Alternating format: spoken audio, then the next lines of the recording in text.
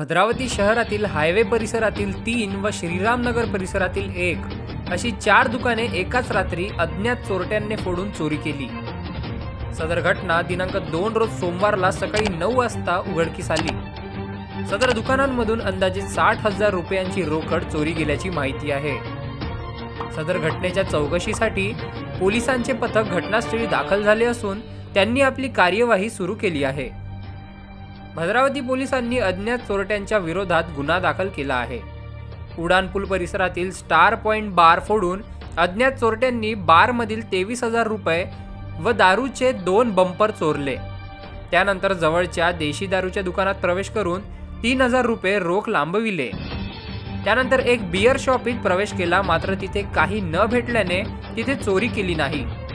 त्यानंतर एका ऑटोमोबाईल दुकानात प्रवेश करून दुकानातील 30 ते 35,000 रुपयांची रक्कम लांबविल्याची माहिती आहे। अज्ञात चोरटे सीसीटीव्ही कॅमेऱ्यात कैद झाले आहे। सदर घटनेचा पुढील तपास भद्रावती पोलीस करीत आहे।